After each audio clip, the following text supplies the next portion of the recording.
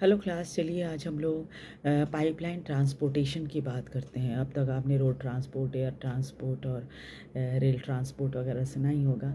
Pipeline transportation जो है ये एक ऐसा नेटवर्क है जो भारत के लिए सबसे नया ट्रांसपोर्टेशन नेटवर्क है। और पहले इसका इस्तेमाल पानी सप्लाई करने के लिए ख़ास तौर पे शहरों में और इंडस्ट्रीज़ को किया जाता था। लेकिन उसके बाद फिर अब इसका इस्तेमाल क्रूड ऑयल ट्रांसपोर्टेशन में भी किया जाता है। जैसे पेट्रोलियम प्रोडक्ट्स हुए, नेचुरल गैस हुआ, जो ऑयल के साथ निकलती है नेचुरल गैस वो, तथा नेचुरल गैस फील्ड होती है, वहाँ से रिफाइनरी, फर्टिलाइज़र प्लांट और फैक्ट्रीज़ तथा बड़े थर्मल पावर प्लांट्स को इसको सप्लाई किया जाता है।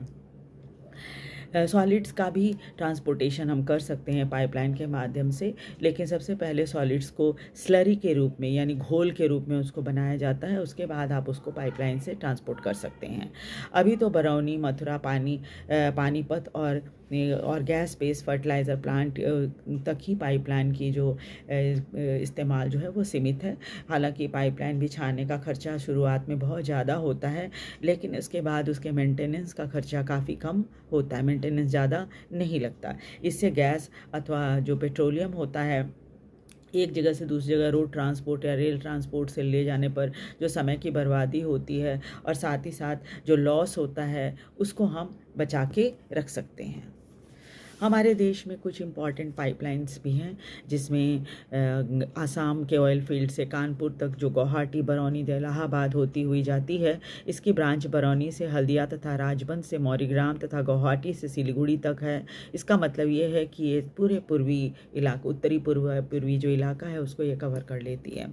सलाया गुजरात के ऑयल फील्ड से जलंधर तक एक और पाइपलाइन है, जिसमें जो ये विरंगम, मथुरा, दिल्ली और सोनीपत एरिया को कवर करती है। इसके ब्रांच जो है कोयाली, बदोदरा जो कि गुजरात में है, वहाँ से चाकसू और दूसरी कई जगहों पर जाती है ये पाइपलाइन जो है वो।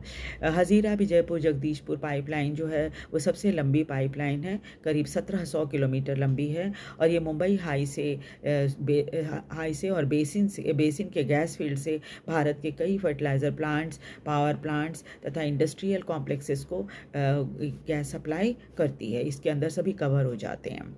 अब तो इस पाइपलाइन को लगभग 18,500 किलोमीटर लंबा कर दिया गया है, जो कि लगभग पूरे भारत को कवर करता है। तो आप समझ ही गए होंगे पाइपलाइन हमारे देश में कितनी इम्पॉर्टेंट रोल प्ले कर रही है।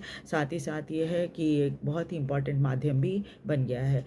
तो वीडियो को लाइक और सब्सक्राइब ज़रूर कर दीजिए। Thank you very much.